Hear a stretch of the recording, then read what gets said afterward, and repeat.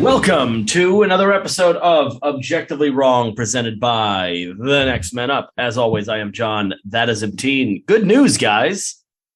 Or I guess, well, bad news for you guys, but good news for us. This is our last audio-only podcast. Starting next week, we will be videofied. Our next episode will be videofied. Welcome to the hard launch. You're welcome to the hard launch. Now, we will start uploading on YouTube. It's really, nothing else is changing. The show is still staying the same. We'll be uploading on YouTube now, though, starting next week. What we've also decided to do is that in order to keep some level of continuity, this episode, which is going to feature a discussion about a position group, will go along with last week's episode, which, if you listened, had to do with our take on wide receivers. And they will be listed on the YouTube channel as the wide receiver episode, episode 1. And this, the running backs episode, is episode 2.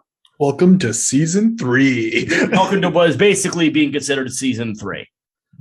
The way this is going to work is that episode is 1, this one is 2, next week is 3. Episode 1 and 2 will not have video. They don't have it. Sorry. And also, you're welcome. But it will not have video. There's no video for 1 and 2. If you click on 1 and 2 on YouTube and you're like, hey, where are they? There's a reason we didn't put it there. You'll have a title card the entire time. The audio will work, but you will have a title card, which will feature our beautiful logo. And by beautiful, we mean our hastily produced logo. But it's better than the first edit. It's better than the first 5 edits. Yeah. Shout out to you know who you are. So that's how things are going to go moving forward.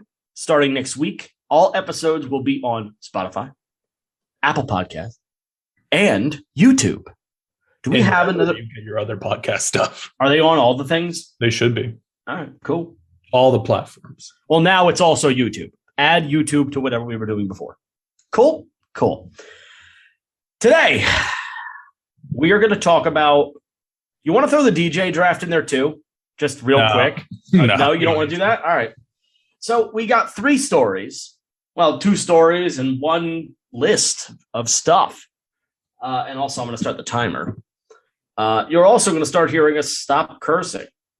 That's something we've been focused on moving forward, because editing curse words in YouTube, we've been explained to by our editor, is difficult, is more difficult and time consuming. And we are in a time sensitive industry.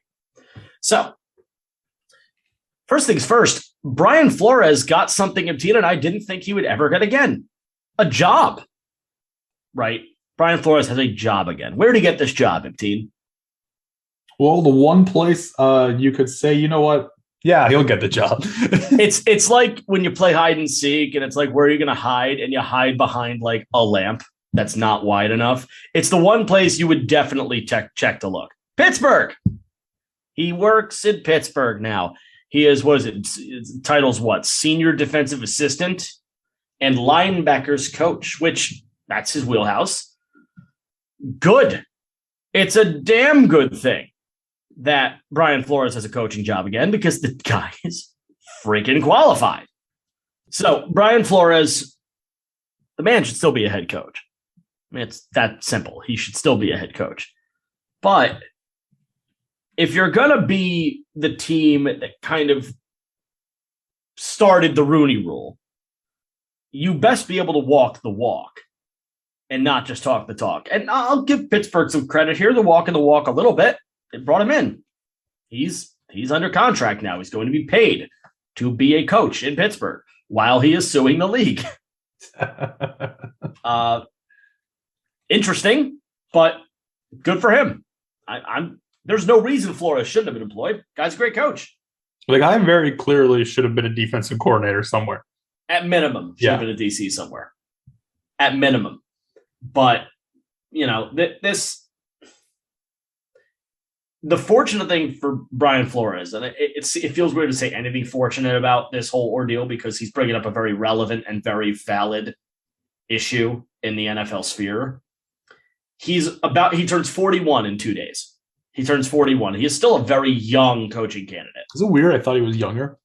Really? Yeah. I mean, listen, he looks like, if you see the dude on the sideline, I mean, he looks young as all hell. put pads on the guy. I bet you he could make a few tackles. Like I bet you he would give you legitimate linebacker production. To me, the man looks early 30s. Well, he is 41 on February 24th. So I'm excited to see what the future of Brian Flores holds because I do think he should. If he gets this job, Brian Flores should have a head coaching job again at some point.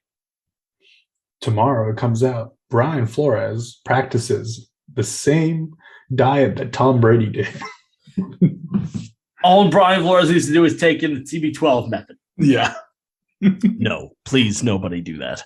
It sounds horrible, by the way. I've never looked into it, but a diet that erases strawberries is weird. Right? That just sounds wrong. Were they allowed to eat avocados?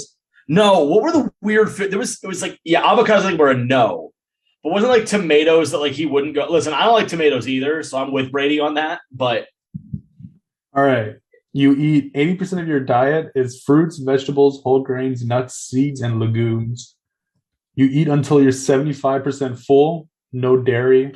It excludes gluten, dairy, corn, soy, MSG, coffee, alcohol. So coffee, you're done. Alcohol, I'm done. Yeah. Sugar, trans fats, overly processed foods, and more. Nightshade, fruits, and vegetables are off limits, as are certain oils. What? What's a nightshade? A flower. 80% fruits, veggies, whole grains, nuts, seeds, legumes. 20% protein, which is chicken, red meat, or seafood. Eat until you're 75% full. I can see that. I have trouble with that. I can see that. Yeah. You have trouble with that? Yeah, I have trouble with that. I don't even know what 75% full would feel like. I just know that it was full and stuffed. Have your body weight in pounds and drink that many ounces of water. Wait, have your body weight in pounds. Oh, I could do that. So I weigh 225. So half that is what? 112. 112 and a half. That's not that much, really. I drink 112 and a half ounces of water a day. I already drink 80. I don't know if I might drink 60 to 70, but this is 40 ounces. My face. I drink maybe 1.5 of that a day. So I probably drink about 60 a day. I'm well under water, clearly. I mean, if I'm supposed to be drinking double that, yeah, I'm clearly. Tom Brady, teach me don't teach me anything. Please stay away from learning me anything. Anyways, you want to know why I brought up avocados on a football podcast? Why? Did you see that the United States had to ban avocados from Mexico? Why? There was cocaine in them. What? What? Wait a minute. You mean the avocados from Mexico? They had to ban them? Yeah, there was fake avocados, and they would peel them off, right? And it was just a bag of cocaine. What? That's amazing. It's genius. Jeez, I didn't hear that. Yeah, why does that have anything like limes? What does that have to do with the NFL? I was looking for a. You just wanted to tell the story. I just wanted to tell you. I mean, you know what? I'll allow that. I mean, look at the journey I took you. Brian Flores he looks super young, so he must follow the TB12 method. Hey, does that include avocados? Hey, by the way, avocados have cocaine in them. That's some elite segueing. But we're also a million miles off the track now. Anyway. Don't worry, I'll bring it back. Talking about stuff that's crazy. Hello, Aaron Rodgers. Got you. Oh, yeah, Brian Flores getting the job is a good thing. I mean, it's a very good thing. The Rooneys are walking the walk here, and that's important stuff. You know who it's bad for? Who? Whoever is the current Steelers defensive coordinator. Why? Because he's coming for your job. Imagine that job. You're sitting there, right? And you got a top 10 at minimum. A top 10 defensive mind in this league. And he's sitting in the room. He's just sitting in the room looking at the linebacker depth chart, looking at you with his other eye. He's like, the moment you stop, the moment you mess up. He just looks at you like, really? This really? Really? Okay. Brian Flores could just be all like, could be as condescending as they get. It's like, okay. You know who their DC is? Who? Terrell Austin. He's pretty good. Yeah. I like Terrell Austin. No, that's probably a decent package then, because Terrell Austin's not a bad defensive mind at all. That's a good DC. He was promoted. He was actually promoted. I think Terrell Austin's older than him too. Yeah, he was the secondary coach and senior defensive assistant. Oh yeah, Austin's like 56. Yeah, no, that's a good coach. No, I'm fine with that. That's not an issue. That's not something Flores and Austin. That's not even a concern. Flores, Austin, and Tomlin. That's actually a heck of a coaching room. Bengal fans are celebrating the Terrell Austin hire. Let them. Who cares? Yeah, this is the first thing that showed up. You know what Steeler fans are celebrating? What? The Bengals not having an O-line. Okay. Y'all can talk your talk all you want. Congrats on the Steelers. But they at least have a pick. And the Steelers don't have a quarterback. I understood. But the Steelers get draft capital 10 picks earlier. I don't know if that's going to compare to Joe Burrow. The Bengals have to wait until 31 to fix an offensive line with no quality players on it. None. Congrats on runner-up. Anyway, speaking of perennial runner-ups, Aaron Rodgers. MVP of this season, played a very good year. Known by this pod as the guy that just won't get a clue with regards to vaccination. And may or may not be dating Shailene Woodley. Yeah, varying reports on that. There were reports a week ago that they broke up, and then last night, Aaron Rodgers drops a bomb of an Instagram post thanking everybody in the world, including Shailene Woodley. It was a very odd post. According to Aaron Rodgers, the reason was he just got off a 12-day cleanse and he was feeling like expressing some gratitude. Fine. That's an odd sentence, but fine. But he fooled everybody because everybody last night thought he was probably going to retire. They thought it was a wrap last night. And then he goes on to Pat McAfee's podcast today and says... To his credit, he immediately says, I'm not doing anything about my future in this episode. Okay, fine, but like... He gave everyone the opportunity to turn off and avoid that mess. Right. But the viewers already went to the McAfee show. Yeah. No, McAfee wins. He's the biggest winner ever. Does he live stream those pods? Yeah. Oh, man. We got something to think about. I don't want Twitch chat on my ass. He does it on Twitch? No, I'm pretty sure he does it on YouTube. Or like whatever network paid for it. We got something to think about. Anyway, so that's how that works. Rodgers goes on McAfee and tells us nothing. We thought we were going to have a story tonight. Or today. We were going to record last night, and then this Instagram post comes out. We're like, we have to wait. And we didn't have to.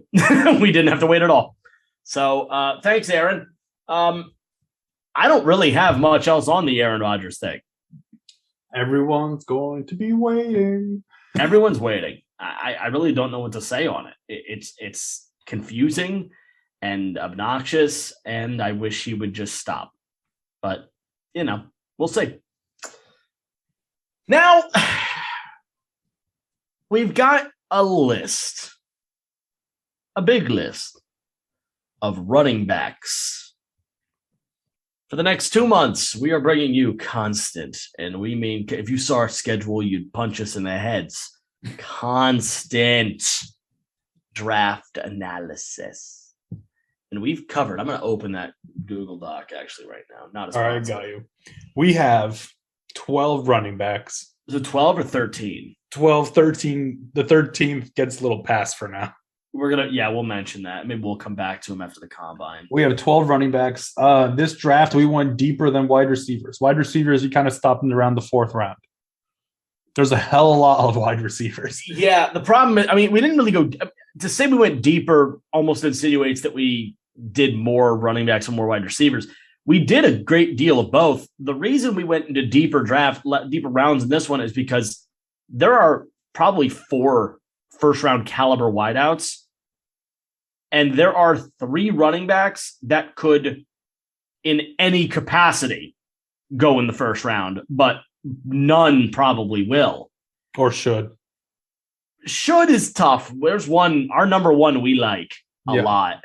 But even then, we're not sold on a first round player. Like there might be some first round talent here, but we don't think there's a first round pick. The running back draft really starts in the second round. It does. It's a very deep class of running backs, but it's not top heavy at all. And as far as the top, however many, 6.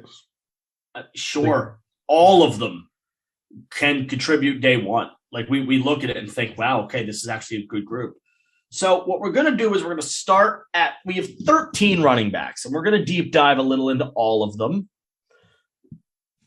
For what it's worth, I was going to mention the Daniel Jeremiah mock draft that came out earlier today, which actually took Matt Corral and did not put him in the first round. We'll get back to that, but it's very strange if that's the case. But there were, for what it's worth, no running backs in the first round, none.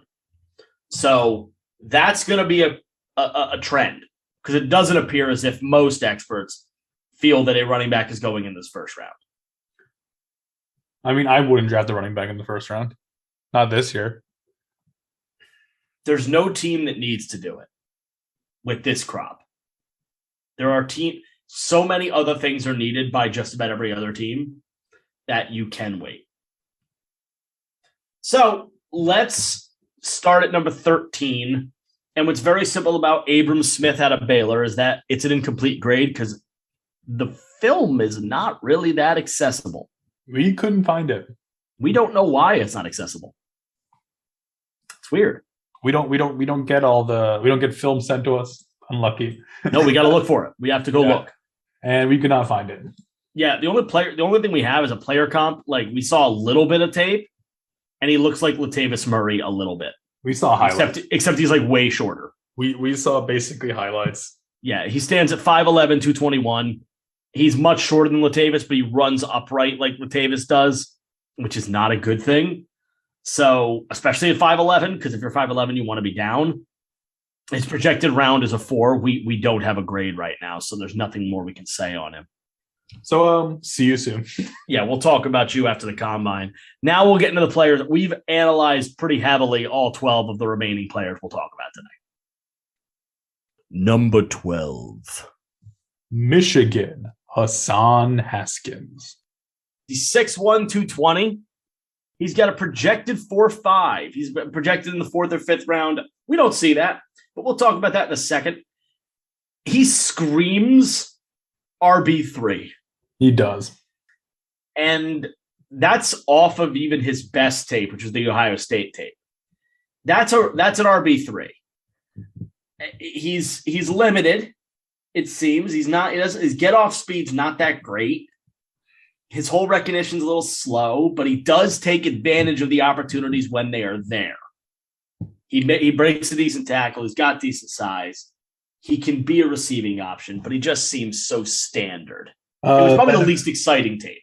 It was very not exciting. It was like it was at times pretty boring. At times it was boring tape. I'm not going to pretend like it wasn't. He's tough.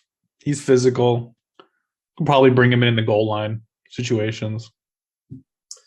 Hassan Haskins is the kind of guy that might float around a little bit, make himself a little bit of a niche. I'd love to be wrong. For what it's worth, we would love to be wrong whenever we criticize any player, because we don't have anything out for any of these players. Why would if Hassan Haskins tomorrow Drake London? I have nothing against Drake London. I just don't see it. But Haskins, it wasn't nothing there. There was nothing there. There's nothing there. Considering the other 11 players all have a thing, this is the only player without a thing of any of the 11. A lot of touchdowns. He scored a lot of touchdowns. There's a player on this list I know Ebteen does not like at all. Yeah. But even Ebteen admits that player has a thing. Yeah. So, we'll figure it out. I think he's draftable. I would take him in the 6. I have him higher than 6, but he probably isn't getting through. He won't go earlier than 5. I'd be surprised if he did. For players like that, we don't even think about going in the first 3 rounds.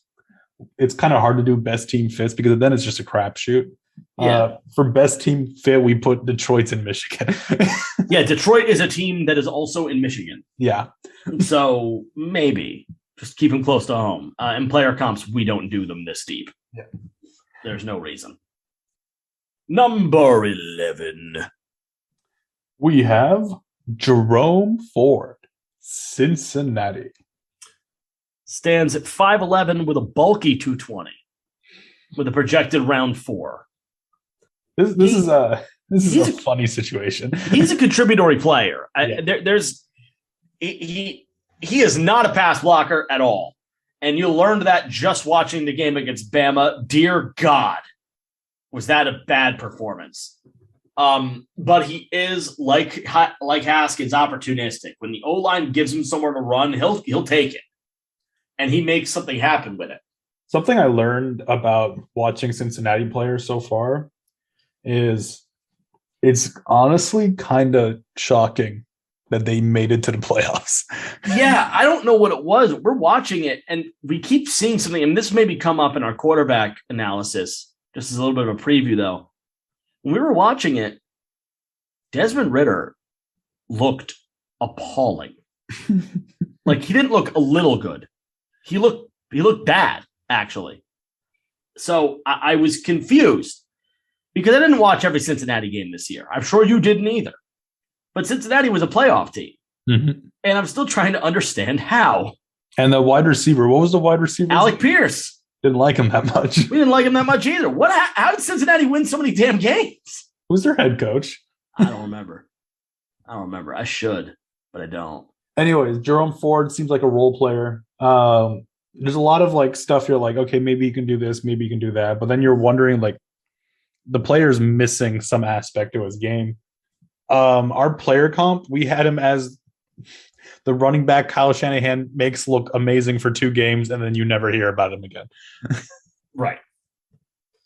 So it's a running back that if he's starting week to week, yeah, it's probably not ideal.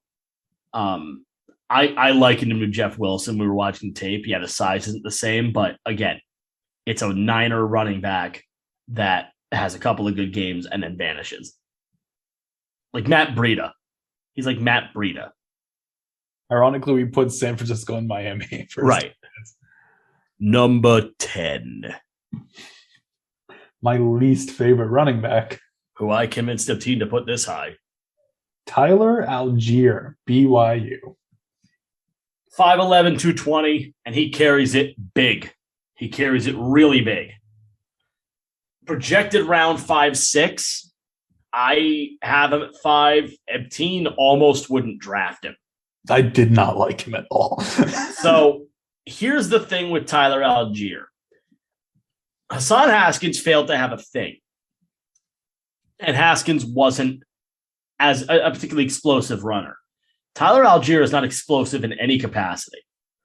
If his combine speed comes in at 4.59, I'm not going to be surprised. But here's what I'll say. Nobody seems to have a clue when he's going, because we have seen some draft grades that have him as running back 3, which is bananas to us. Yeah. We've also seen some that don't have him draftable. Bleacher Report, for example, had him in the 2nd or 3rd round. No! No! Very, very, very no. But I think as early as 4, Ebteen thinks his best is 6th. I really didn't like him, guys. Here's the reality. He is a big back that runs like he's in mud. He seems to have trouble escaping tackles near or around his legs. I mean, can he like move his body and do a cut? Because I didn't see it. There were a couple of slip cuts, but you know, it's what it is. I mean, I think my biggest problem with Algier is everything he does, there are running backs that do it better. Sure, but everything he does is in one package, whereas a lot of what he does is not done by the same guy. He's got very good blocking awareness, and the nature of it is he's got the one thing that you can't teach, which is size. Well, no, he's size and speed are the two things you can't teach. He has size. He does not have speed, and nobody will confuse him for having it. But he's got size. Big bodies have value. This is one of the running backs we are looking for in the combine.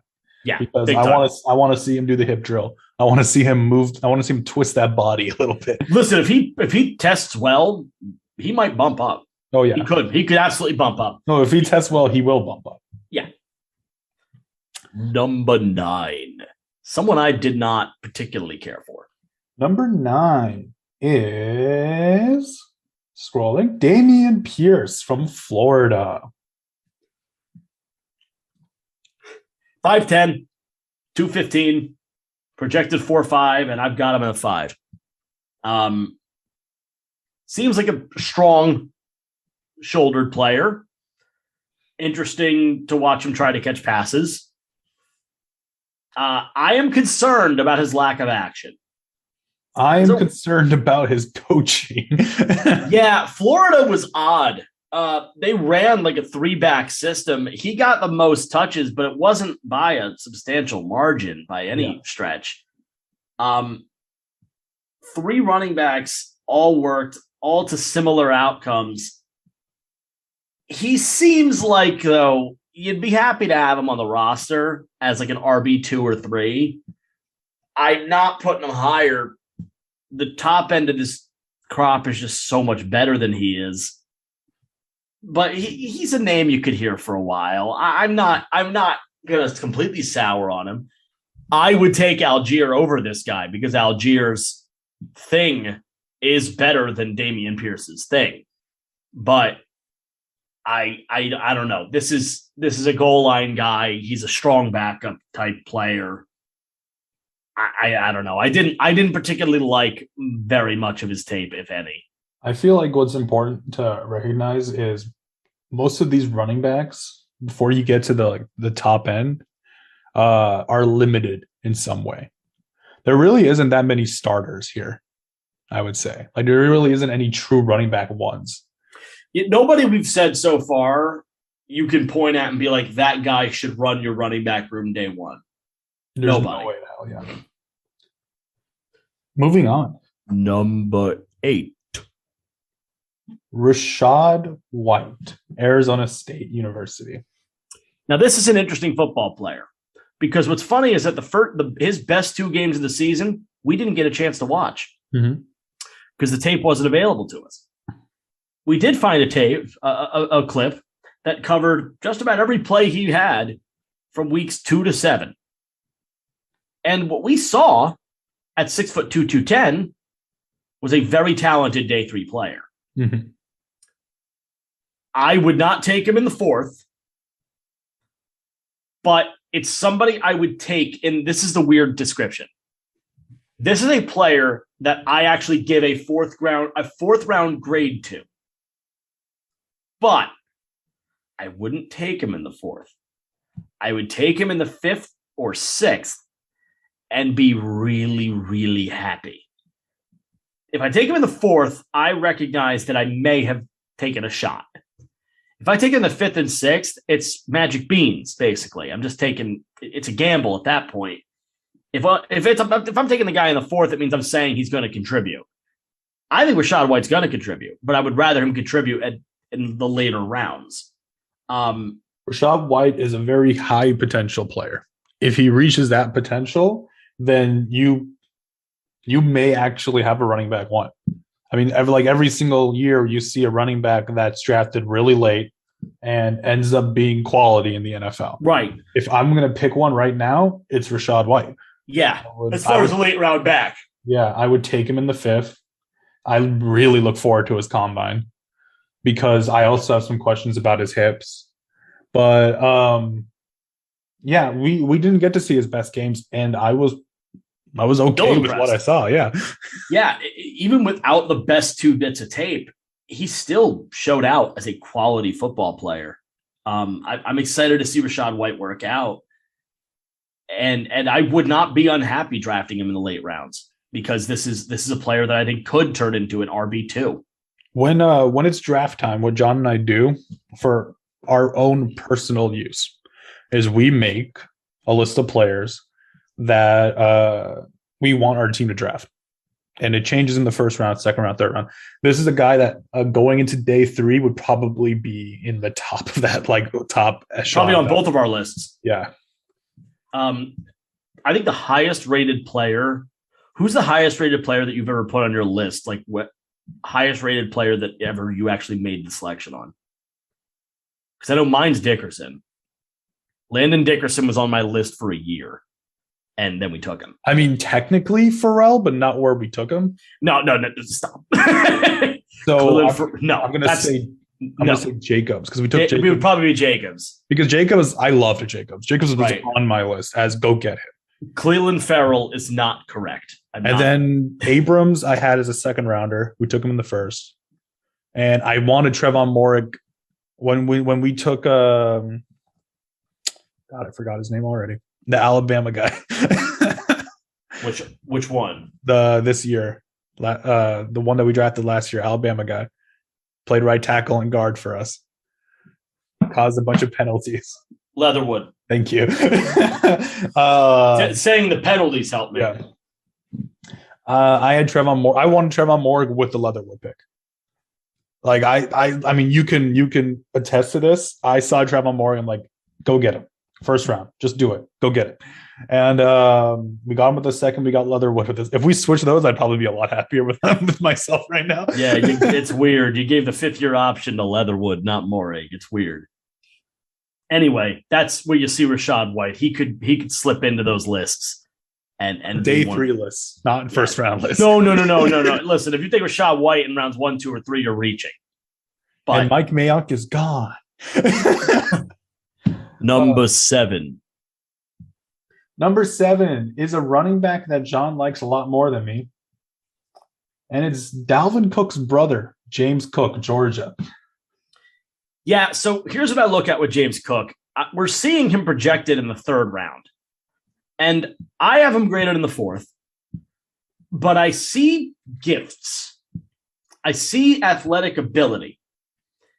It's not a guy that's probably going to carry the ball every down. He's probably not. But not at all. Georgia's refusal to commit to either of their top 2 running backs is indicative of that. And James Cook, you'll notice if you guys are boned up on the running back situation for this coming draft, you'll notice James Cook is our first Georgia running back. There is another one on this list, and he is higher. Mm-hmm. But the fact they refused to commit was telling to us. The thing with James Cook is he averaged 6.4 a carry, which is don't get it extremely high. Yeah. That's extremely high. Now, we recognize that averages can be deceiving. For example, Deonta Price from Florida International, who we have taken off this list, averaged like 5.2, 5.3. But if you took his game against Long Island out, where he only ran the ball 5 times, that average would drop to 4.1.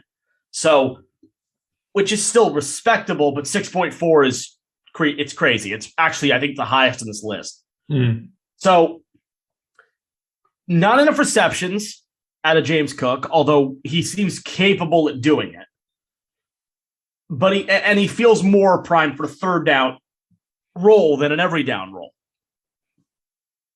He's more situational than consistent on the field, but he feels to me like he can contribute to a team. The one thing I ask is that he gains 10 pounds. Because at 5'11", 190, little light. Now, if he tests crazy at the combine, he pulled out of the pro day, Senior Bowl. He pulled out of the Senior Bowl, which was unfortunate. But if he tests incredibly well at the combine, and I anticipate he will test well at the combine if he competes, you could see the dude's stock rise easily. I do see the natural gifts there. And his player comp is name your 3rd down back.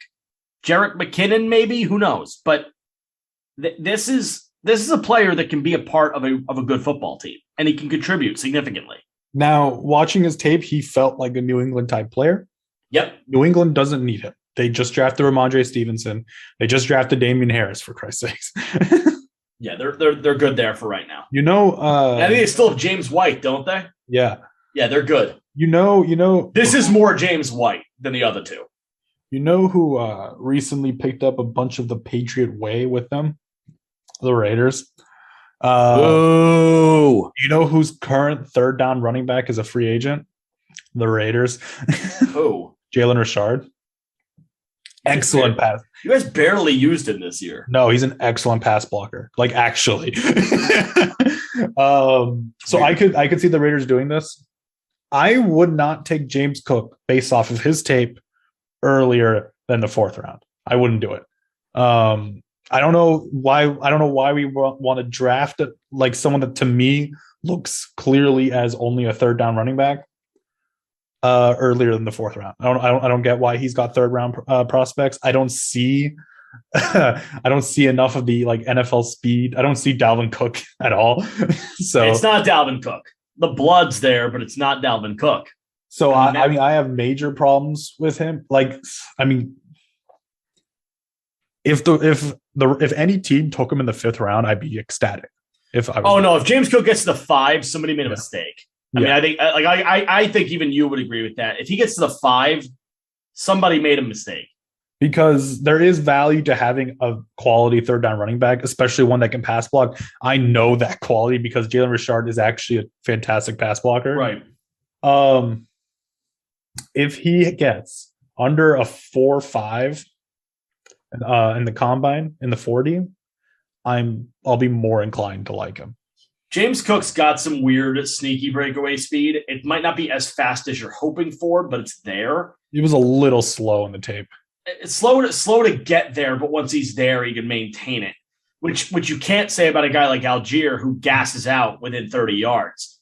Granted, he's a lot bigger, but yeah, Cook is an interesting prospect, and the key word there, of course, is prospect. The guy's raw. I mean, there's room to grow for this player. You don't want to draft a player that's done. You don't. You don't want to draft a player that can't grow anymore because then you get Jake Fromm. And then, nobody wants Jake Fromm. You want a player that it's still progressing and has room to grow. The guy steadily improved at Georgia, and now you want to see him take the next step and improve a little bit more. This is a guy that you could see the dividends be paid year 2, if not year 3. Year 1, he might not be the best player in the world year 1, but he, with the proper coaching and the proper, what's the word? I'm totally blanking on the word. Whatever. With the proper allocation of coaching and time and effort, he can absolutely become a legitimate contributor to a good team. I'm not just talking Detroit. I'm talking like a good team. We also like him for Pittsburgh, replace Benny Snell. Yep. We like him for Indy because, Indy's running through running backs, actually. Like, Indy's weird. Is Marlon Mack still part of that franchise? I think he's a free agent this year. I think so, too. You got Nyheim Hines, who they signed to a contract, right? Think so? Yeah. I think so. So maybe not Indy, actually, because they have their third down running back. They do. And then Minnesota, if you want to be funny. And we got Tennessee on the list as well. Yeah, Tennessee. If Deontay Foreman didn't show out as well, Tennessee, I feel like, is a team that would take him if he's there at the 5. Right. James Cook's weird because he's not Henry or Foreman. This would give Tennessee a different dimension. But also, you're not pressed to get this dimension. Right. It's not something you would desperately need. So consider it, but don't be too unhappy if you don't get it. Now we're getting into the crop of running backs that feasibly, in the wildest scenario, could become an RB1. Number 6. A running back I like more than John. Yes. Brian Robinson Jr. from Alabama. Big body and knows how to move. 6'1", 225. My analysis, though, and I want to make sure I say this first, typical, and we mean typical, of an Alabama running back. This is Damian Harris again. I think when we were watching his tape, we were just sitting there silently watching the tape, and I'm like, damn, is he old school? Yeah, he is. Is he Henry? No. No. Is he Najee? No. Is he Damian Harris? Probably not. Is he Josh Jacobs? He actually played like Jacobs a little bit, but probably not that good either. He could be, but probably not. He's a pretty good blocker with really good gap vision. That if he gets to the 5th round, everybody screwed up. Yeah. This guy could be in the 4, and I will say if he goes in the 3rd, I'd say it's early, but I wouldn't make fun of the team that did it because we see potential there. I get it. I mean, the player comp's kind of easy. It's Jacobs light. I'm going to rephrase that because I'm going to rephrase that. If you take him in the 3rd and you're the right team to take him in the 3rd, then it's okay. If you're taking him in the 3rd and you have a million other problems that don't include running back, don't do it. Wait till the 4th. Then I'll make fun of you if you do it in the 3rd. I'll make fun of you then. Will he be a day one contributor? Probably not. Probably not. But in a year or two, there's potential. There's potential. I like him. I mean, I just like watching him break tackles. I liked him being a little bit sneakily elusive. This is like the difference I have between like running backs that could make a jump to RB1 and then all the running backs that we talked. He's basically the bridge right there. He's the Andy Dalton line. Remember that from back in the day, everybody? The Andy Dalton line between elite and not elite quarterbacks. This is the line between top prospects in this draft at running back and then the not so top prospects in this draft. I would put Robinson and Cook are sharing that line because I'm not saying they're in the same field here. I do have Robinson over Cook, but Cook's upside is still higher in my eyes than Robinson. Robinson is more ready now than Cook is. So when I look at Robinson, here's the funny thing. We've said this a couple times. Is he a day one contributor? You know who wasn't? Who? Derrick Henry. Because Derrick Henry was drafted in the 2nd and DeMarco Murray had just been traded for. Mm-hmm. The Titans had a starting running back. They had just traded with the Eagles to get DeMarco Murray. He played a full season with Tennessee. Played pretty well, too. It doesn't matter if you're not a day one contributor if your team is going to use you in the right way moving forward. Tennessee's a perennial playoff team now. They drafted him because of Derrick Henry. They drafted him in the 2nd. Granted, he won a Heisman. How he got to the 2nd still eludes me. He was big, and people thought he was one-dimensional. He kind of is, but he's also stupid fast at 300,000 pounds. So, big man, big speed. Brian Robinson is a moderate big man with okay speed. It's the natural gifts aren't there like they are for Henry, but there seems to be something here. If the Titans didn't have Deontay Foreman, this would be an easy get. Yeah. We have here other potential teams. Vegas makes sense. I mean, you have Jacobs. Get someone that can give you the same kind of aspect as a running back too, and keep Jacobs from hurting himself. Right. Yeah, this is an interesting player. There's a lot of teams that could use this player. Philly could use this player. Like there's nothing wrong with this player. He seems like a jack of all trades type that can block, can do this, can do that. He does a little bit of everything. Maybe not using him as a pass catcher, but everything else he seems to be solid. And with that, we're in the top 5 with number 5. You've already alluded to this player slightly. Zamir White, Georgia. Yeah, it took a player and a half to convince me that James Cook was not the best Georgia running back, and then we watched Zamir White's tape. His lateral quickness is incredibly impressive, considering that he's deemed more of a power-style running back. This is the kind of day 3 pick that can end up playing like a day 2. I'll give you an example. Jalen Mills, cornerback the Eagles selected out of LSU years ago, was taken in the 7th round. He had a 3rd to 4th round grade for most experts, and we got him in the 7th. He ended up playing like a 3rd or 4th round player.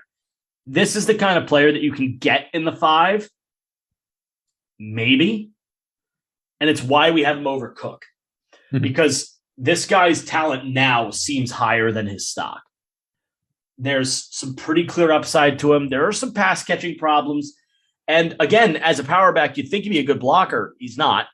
We noticed that a odd. lot, like just in this draft in general. There's not really that much when it comes to the pass rush blocking. Yeah, it's not ideal. It's not an elite group of pass blocking backs. But once he gets on the outside, he's dangerous as hell. And we kind of have him as like the dark horse of this running back group. He's the guy. If you're going to point at one and be like, this is a guy you could see being a bit of a surprise in this league quickly, it's him. I could see him. I could see him carrying 10 balls a game this year. I could totally see it. And we alluded to like Rachaad White being a high potential get. This is kind of like we got two of them in this draft. This is even higher potential than Rachaad White. Yeah, Zamir White. If it works out, you got a running back one. Or Rachaad. Are they both named White? Yeah, they are. Zamir and Rachaad White. I don't know if there's a relation. I don't think so. I don't think so either. But yeah, it's a hell of a player. It's a hell of a football player. It's a diamond in the rough guy. At worst, you got yourself a depth running back, a consistent depth running back. At best, I mean, I don't want to say at best. Anybody can do better than we think, but 10 balls a game this year. I would like to see him get that because I think he can do well with them. You know what? 10's high. Let's say 7. Let's give him 7 touches a game. Okay. I'm not unhappy with that. Number 4. I like this player. Kieran Williams, Notre Dame. Again, this is another one where I think your team likes him a little more than I do. Just thinking about it again, though, I might have put Zamir White over this guy. Maybe. But the tape was still impressive. There's one knock. He is puny. Short. He's a short guy. He's 5'9". Now, that's a knock, but I don't hate it. And here's what I'll say about the player. At 5'9", 198, that's a decent build. But here's the thing with Kyren Williams, is our best team fit for him, we can't even tell you yet. Yeah. Until we get somewhere else. Yeah. This guy feels like a lesser version of somebody else on this list. We'll get there. He feels like a typical scat back, but this is one that knows how to block. This sucker blocks. At 5'9". What are your blocks? What are your excuses? There's no. This sucker blocks, and he likes doing it. Jerome Ford, you have 2 more inches on him, and you got nothing. Oh my god, this dude has got attitude. He blocks because he wants to hurt you. He's got some top end burning speed. He's probably the back. He's probably the top of the second tier runners because we're about to get into tier 1 with the top 3. Mm-hmm. But this guy produces. And I would probably take him. I wrote here before we finished our analysis that I would take him over Cook. Yeah. Duh. He might garner more touches than just a third down back. Yes, the 5'9's a drawback. It's not the end of the world, though. 5'9 running backs work in this league. Darren Sproles made a career out of being 5'6. It can work. He's got more substantial production with a similar skill set to James Cook. We think he's better than James Cook at just about everything James Cook is good at. This is a very talented football player. He's a 3rd round projected. I've got him in the 3 to 4 range, but that almost sounds like we knock him from what his normal projection is. This is more or less us saying we agree with the projection. Yeah. This guy looks like he can be a very quality contributor to any team. I think let's be honest here. If he had 2 more inches, he'd be solidly in the 3rd round. And you might see him creep into the 2nd. Yeah. At that, if he were taller, if he was 5'11 and a half, you could see him as a late 2, early 3, easily. My one drawback is I just don't like Notre Dame. He plays for Notre Dame. I don't like Notre Dame. There's a couple of every year. There's like one Notre Dame player that I do like. This year it's Kyle Hamilton. We'll talk about him when we go to DBs. And like a few years ago, I remember telling you the best O-line prospect I'd ever looked at was Quentin Nelson. But Notre Dame bothers me. Notre Dame and USC. I don't like USC either. I don't care. I still don't like Drake London. Number 3. Now we're getting into the top end. Was that no, I think number 4, right? We just did number 4. Oh yeah, we did, huh? Yeah, Kyren Williams is 4. Oh, Number 3. Number 3. Isaiah Spiller, Texas A&M. Prototype size, 6'1", 215. It's about exactly what you want to see. He's projected in round 2. We agree. This feels like a slower Arian Foster. Prototype body, quick feet, quick acceleration. He seems to carry the ball funny. Too many fumbles, John. And there are some fumble issues, which I will tell you, just from my perspective, it took Jonathan Taylor off my board when I saw how much he had fumbled the ball at Wisconsin. So, granted, that example right there should tell you that sometimes I'm wrong on that. Sometimes I'm wrong on that. But I do not like seeing a player drop the football, ever. Don't like it. It's an area of improvement. He's a patient runner, but he's a one-cut guy. He can make catches, but his primary strength is running north-south. He can run through some tackles, but what we were watching is he was running through college tackles. Mm-hmm. Would he run through an NFL tackle? And that's a question that we can't really answer yet without certain combine numbers. He's an extra effort guy, meaning if he gets popped, he'll keep going. Tends to fall forward. And probably the second best pass blocker of anybody we've scouted other than Kyren Williams. I liked him. I mean, I wouldn't be shocked if we're looking back in this draft 3 years later and we see Isaiah Spiller as the best running back. I wouldn't be shocked. Yeah. We have Miami. They need a running back. Houston, I mean, we just comped him to Arian Foster, so that makes sense. Atlanta, that'd be pretty nice. Atlanta would give you a great room with him and Cordero. If Cordero stays around there, that'd be an amazing room. Chicago needs a running back. Yep. But yeah, and we say Chicago needs a running back, by the way, like Dave Montgomery's not there. He is, but Chicago needs a running back. he got doghoused at one point, and I don't know if he's been paid yet. So Chicago might need one. I don't know. Seems weird that they haven't paid him money. What's really funny, by the way, I want to make sure we say this. Not a whole lot of medicals on any of these running backs. Yeah, it was a good year. Wide receivers, it was a bad year. Wide receivers are hurt. These guys are not hurt. These guys are coming in healthy. Good for them. All of them, basically. Number 2. And this is where we're going to surprise some people. Breece Hall, Iowa State. What? Number 2? Yeah, he's number 2. That's not to say he's no good. He's very good.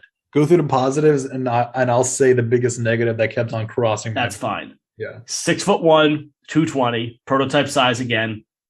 He bursts incredibly fast. Oh yeah. When he executes the second gear.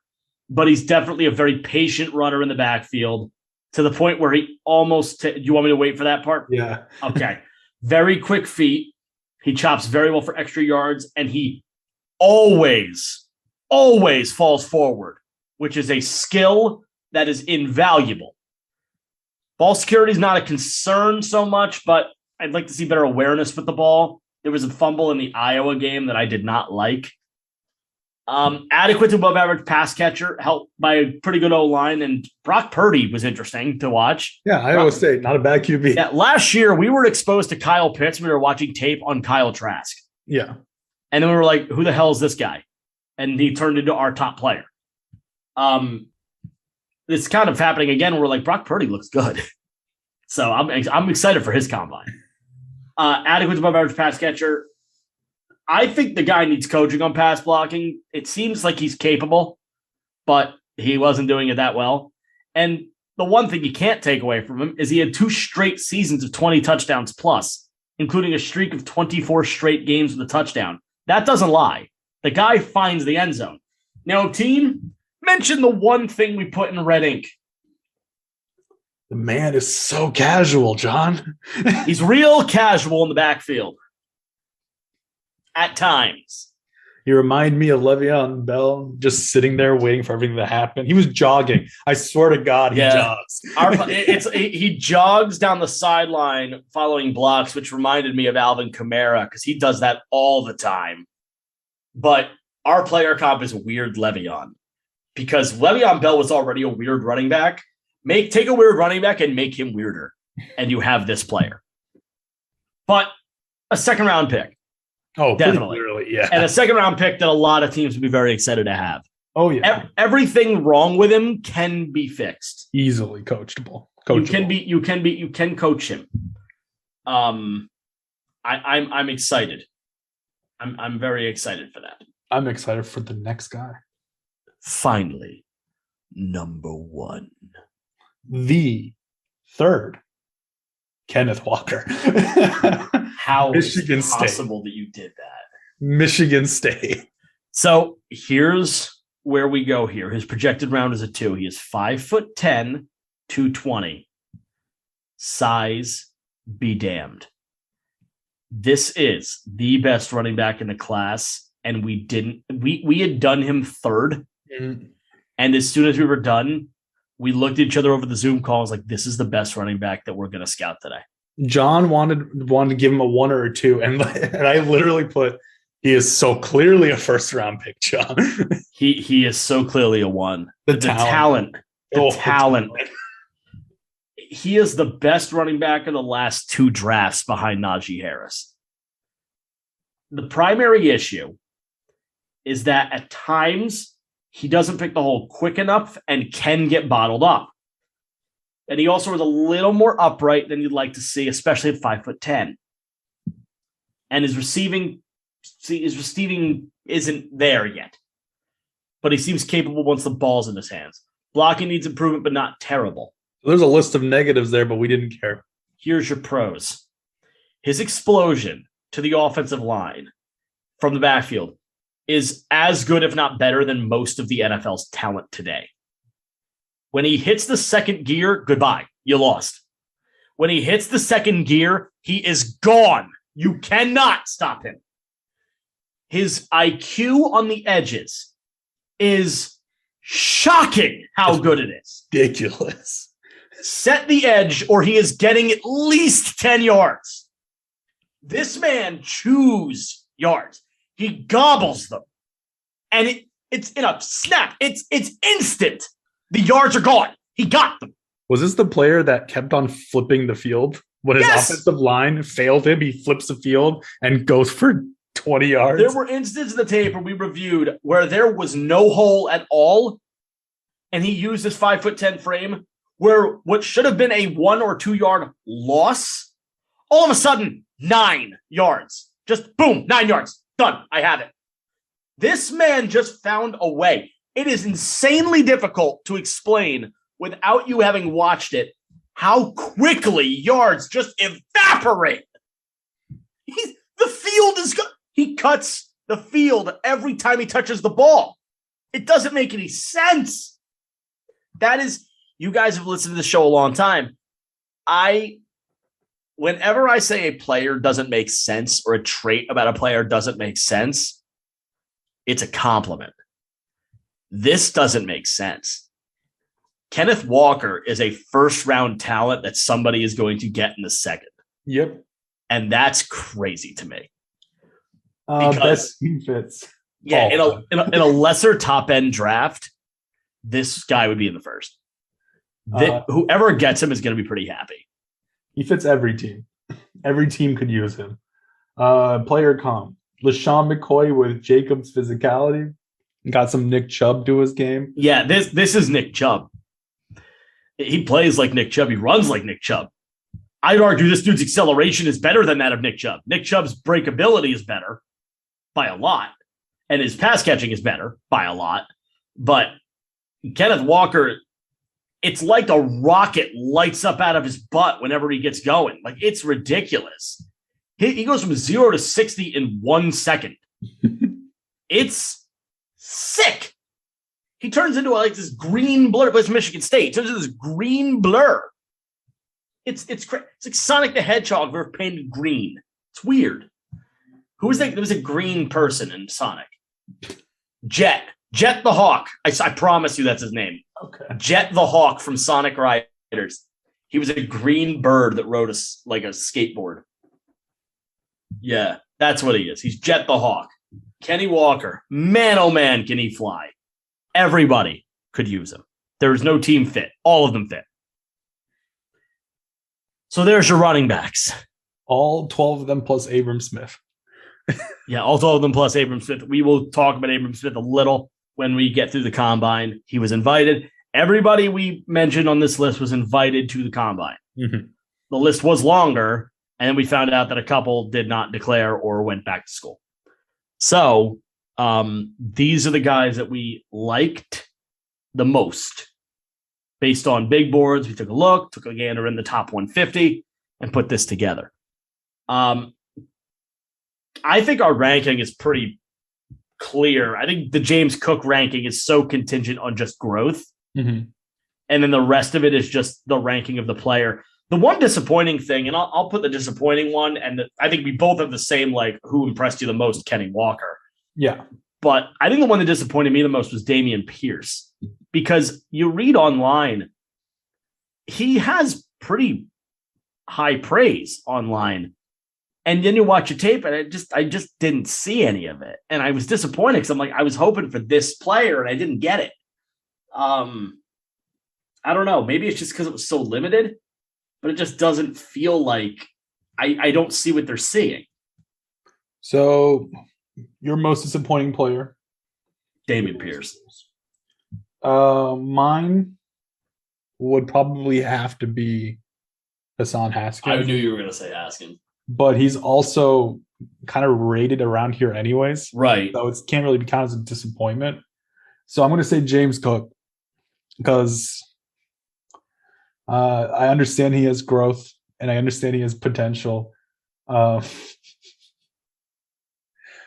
some reason, I don't want to bet on it.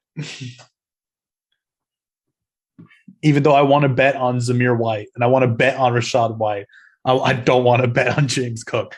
Right. Yeah, I would bet on Zamir White. I would bet on Kyren Williams. I would bet the bank on Kenny Walker. I can't wait to watch him play at the next level. Okay, since we like Kenny Walker so much, you're in the second round. You're in the early second. Currently, yes. Who's taking him? Me. No, I don't think so. You know what? It could be. I just don't think so. Miles Sanders in a contract year. That could be the replacement. But do I really need two guys named Kenny in my backfield, like a Kenny Walker and Kenny Gainwell? Although I have a million Jalen's on my team, so who knows? I don't know. Sure, I could do it. Let's look at the second round draft. Let's look at it. We have time. Sure. We have plenty of time. Jaguars. Probably not. Houston. Maybe. The Jets just spent early capital on a running back. Yeah, it wasn't early capital. Oh, yeah, Michael Carter was early. Atlanta. Ooh, go get him, Atlanta. I would do it. Yeah. Denver drafted Javonte Williams. They won't do it. They have no need. Carolina sneakily could do it. Carolina weirdly might need one. Yeah. Minnesota, huh? Minnesota, no. The Eagles. I mean, we're sitting right there. Steelers have Najee. We could do it. We see him in the top 50. Like, that's the thing. Like, we do see him in the top 50 or even top, like, 55 or 58. I just saw another mock that had him going number 60, like 5 in the third. That's going to be like his floor. I just think that's late. Yeah, I'm sorry. That just seems so late. You know, it is what it is. All right, that's the running backs. Next time, you're going to hear about the tight ends and the O-line. Yeah, we're going to mesh tight ends and O-line together to some degree. Tight ends are weird. We found 10. O-line is what? We found 10 in the 150. That's 10 tight ends in the top 150. That's crazy. How sick is that? So yeah, we're excited to go that direction. Fortunately enough for us, what's annoying this year with quarterbacks is there's like nobody in the top 150. There's like 3 or 4 There's like nobody in the what? in the top 150 at quarterback. Oh yeah, the quarterback's going to be small. That just lets us dive in even harder. Yeah. So no, we're excited. This is the right direction. For what it's worth, guys, the way we're scheduling it out right now is we're going to finish the offensive side of the ball. Then we're going to go to the defense. When we finish the offensive side of the ball, we are actually going to wait on quarterbacks. Quarterback is the last one we do. You're welcome. We will do quarterbacks last. It's a big episode. We know everybody loves quarterbacks. So it takes us the most amount of time. So we will be back next week with our first video podcast. We will make sure to shower. You will. I don't have that problem. Shut up. We'll make sure to shower. I am a clean person. My hair is a mess. I rolled out. I'm dealing with bedhead. And we will shave, and we will everything we have to do to look presentable for the internet. You're gonna see some pretty sus backgrounds for the first few episodes because we're ready but not 100%. And you're also going to see us start utilizing social media a bit more. We're integrating a bit of a social media advisor, so we'll see how that goes. Shut up. So look forward to the video pause and make sure you look at the corners of every single video for a little surprise. Yeah, we might be integrating something fun. Maybe not the first episode, but maybe. We'll see. A siren just started going off outside my house. And I think that will call it. Lit. This was Objectively Wrong, presented by the Next Man Up. My name is Obteen. That is John. Until next week. See us on Spotify, Apple Pod, and next week, YouTube. Tube. See you then, guys.